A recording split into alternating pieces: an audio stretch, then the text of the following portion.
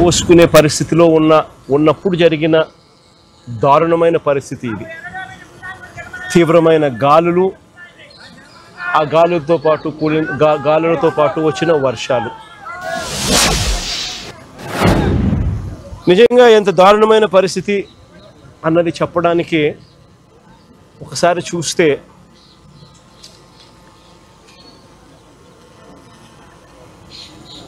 పత్తి, మొక్కజొన్న, అరటి, బొప్పాయి ఇవన్నీ కూడా లెక్కేసుకుంటే దాదాపుగా మరో 4 లక్షల ఎకరాలు అటు ఇటుగా. ఒక వరి దాదాపుగా 11 లక్షల ఎకరాలు. రాష్ట్ర వ్యాప్తంగా దాదాపుగా 15 లక్షల ఎకరాలు రైతులు నష్టపోయిన పరిస్థితుల మధ్య ఈరోజు రైతులు కనిపిస్తూ ఉన్నారు. నిజంగా చంద్రబాబు నాయుడు గారి పాలనలో పరిస్థితి ఎలా ఉంది అని చెప్పి చూస్తే, ఈ 18 నెలలు చంద్రబాబు నాయుడు గారు పరిపాలన చేసిన ఈ 18 నెలల్లో దాదాపుగా 16 సార్లు అది సైక్లోన్స్ కానివ్వచ్చు, డిప్రెషన్ కానివ్వచ్చు, కరువు కానివ్వచ్చు, లేదా అల్పపీడనాలు, లేదా అకాల వర్షాలు, ఇలా ఏ సందర్భం అయితేనేమి దాదాపుగా 16 సార్లు రైతులు ఇబ్బంది పడిన పరిస్థితులు ఈ 18 నెలల కాలంలో చంద్రబాబు నాయుడు హయాంలో జరిగాయి. ఈ 18 నెలలుగా దాదాపుగా 16 సార్లు రైతులు ఇబ్బంది పడ్డ పరిస్థితులు ఎదురైనాయి. నేను అక్కడే అడుగుతా ఉన్నా, ఈ 18 నెలలుగా కనీసం ఏ రైతుకైనా ఒక్కసారైనా ఇన్పుట్ సబ్సిడీ అన్నా ఇచ్చారా అని అడుగుతా ఉన్నా. కనీసం ఏ రైతుకన్నా ఒక్కసారైనా కూడా కనీసం ఇన్సూరెన్స్ డబ్బన్నా కనీసం ఏ రైతైనా చూశాడా అని అడుగుతా ఉన్నా. కనీసం ఏ రైతుకైనా కూడా పెట్టుబడికి సహాయంగా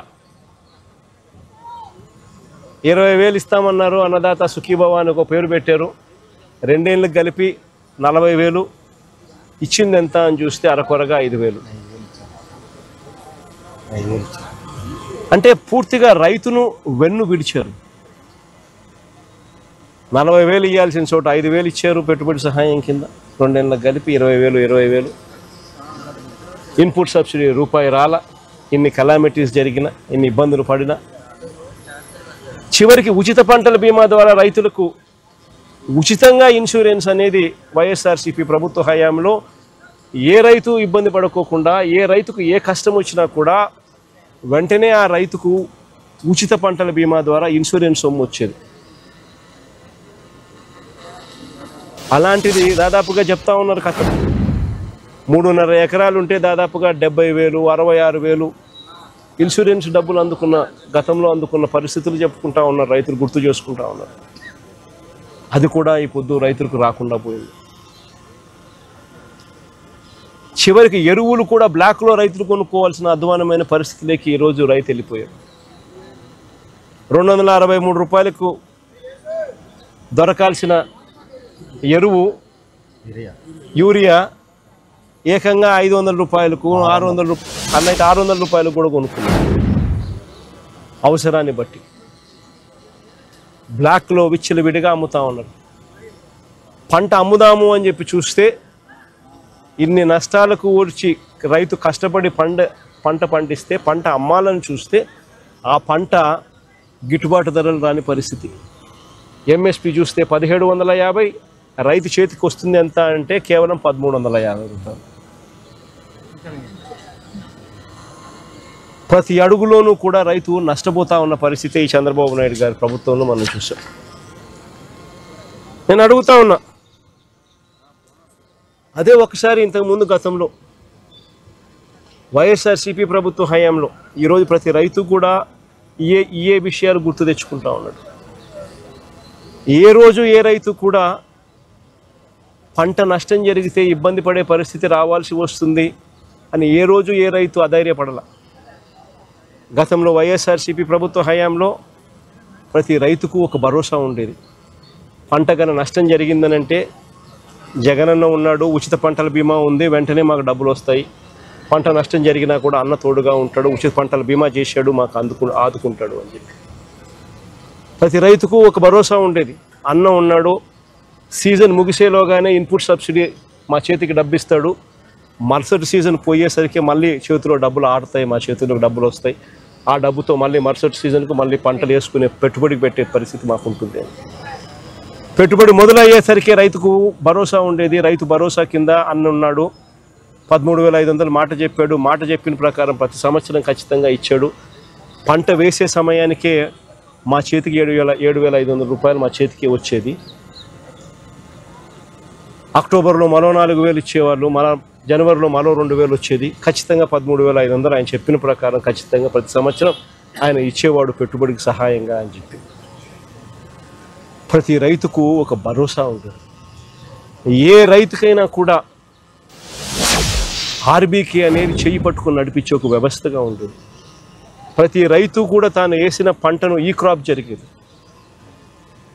ఆర్బీకే పరిధిలోనే అక్కడే అగ్రికల్చర్ అసిస్టెంట్ అక్కడే ఉండి అగ్రికల్చర్ గ్రాడ్యుయేట్ చదివినవాడు సచివాలయాలతో అనుసంధానమై వాలంటీర్లు చేయబట్టుకొని నడిపిస్తూ ప్రతి రైతును కూడా తన పొలంలో తాను వేసిన పొలంలో తన రైతన్నను నిలబెట్టి ఫోటోలు తీసి జియో ట్యాగ్ చేసి ఈ క్రాప్ వ్యవస్థను ఈ క్రాప్ బుకింగ్ నమోదయ్యేది. ఆ బుకింగ్ నమోదు కావడంతో ఏ రైతుకైనా కూడా ఏ పంటకు ఎప్పుడు ఏ ఇబ్బంది వచ్చినా కూడా వెంటనే ఆ ఈ క్రాప్ నమోదైంది కాబట్టి రైతుకు వెంటనే ప్రభుత్వం తోడుగా నిలబడేది. ఆ ఆర్బీకే పరిధిలో ఏ రైతుకన్నా కూడా గిట్టుబాటు ధర రాని పరిస్థితి ఉన్నప్పుడు ఆ ఆర్బీకేలోనే పంటలు ఈ రేట్లకు కొనుగోలు చేస్తాము, ఈ రేటు కన్నా తక్కువ పడిపోతే ప్రభుత్వం ఇంటర్వ్యూన్ అవుతుంది, వెంటనే రైతుకు తోడుగా నిలబడుతుంది అని ఒక భరోసా ఇస్తూ ఒక మార్కెట్ ఒక మినిమం రేట్లు, గిట్టుబాటు రేట్లు, ఎంఎస్పీ మినిమం రేట్లు, ఆర్బీకే రేట్లు పెట్టుండేవారు గత వైఎస్ఆర్సీపీ ప్రభుత్వంలో.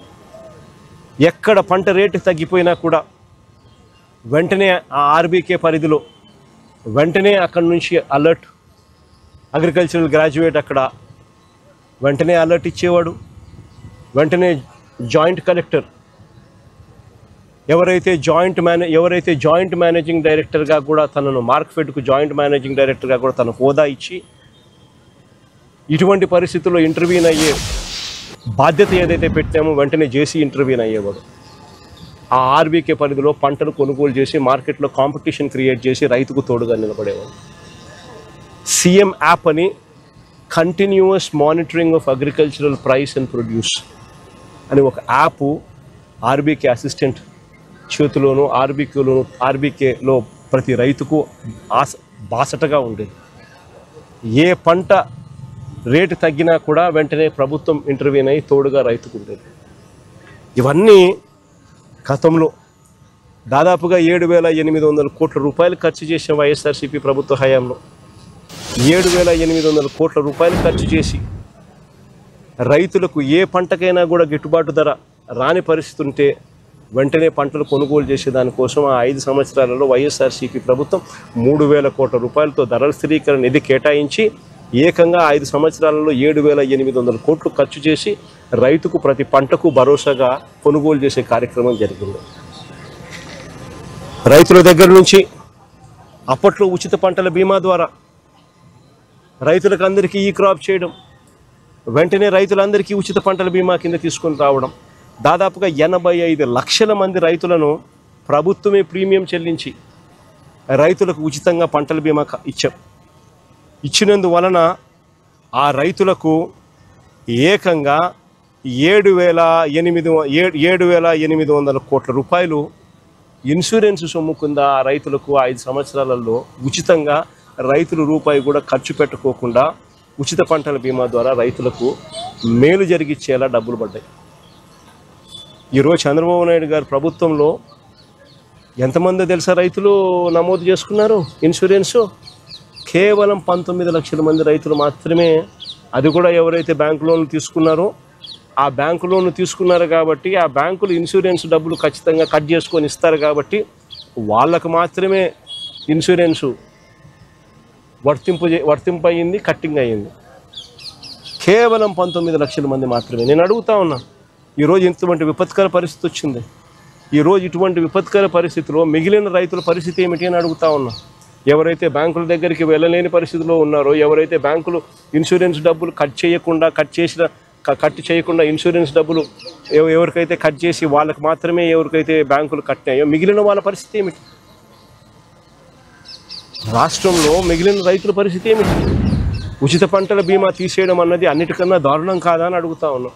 ఈరోజు ఈ పంటకు వచ్చినాం, ఈ పొలానికి వచ్చినాం. ఈ పొలంలో ఉన్న రైతన్నను ఆశ్చర్యం కలిగించే విషయాలు చెప్తా ఉన్నాడు. ఈ రైతన్నను అడిగే, అన్న మీ పంటలేకి మీ పొలంలోకి ఎవరైనా ఎన్యూమరేషన్ చేయడానికి ఎవరైనా వచ్చారా అని. ఈ రైతులే కాదు, ఎక్కడ రాష్ట్రంలో ఉన్న ఏ రైతుని అడిగినా కూడా, అన్న ఎవరి పొలంలోకి కూడా, ఏ రైతు దగ్గరికి కూడా పొలంలోకి ఎవరు కూడా ఎన్యూమరేషన్కు రాలేదన్నా అన్న మాట వినిపిస్తుంది. ఆశ్చర్యం ఏమిటో తెలుసా? ఇది కృష్ణా కలెక్టర్ ఇచ్చిన ప్రొసీడింగ్స్ 30వ తారీఖు డేటు, అక్టోబర్ 30వ తారీఖు డేటు. కృష్ణా కలెక్టర్ ఇచ్చిన ప్రొసీడింగ్స్. ఈ ప్రొసీడింగ్స్లో కృష్ణా కలెక్టర్ ఏమంటాడు తెలుసా? 30వ తారీఖు తను ఈ ప్రొసీడింగ్స్ ఇస్తూ తను ఏమంటాడు, enumeration of crop damage and social audit, enumeration అయిపోవాలా, సోషల్ ఆడిట్ అయిపోవాలా, to be completed by 31st, అంటే ఒకరోజు. 30వ తేదీ ప్రొసీడింగ్స్ ఇస్తాడు, 31వ తారీఖు కల్లా సోషల్ ఆడిట్ అయిపోవాలా, ఎన్యూమరేషన్ అయిపోవాలంటాడు ఒక రోజులో.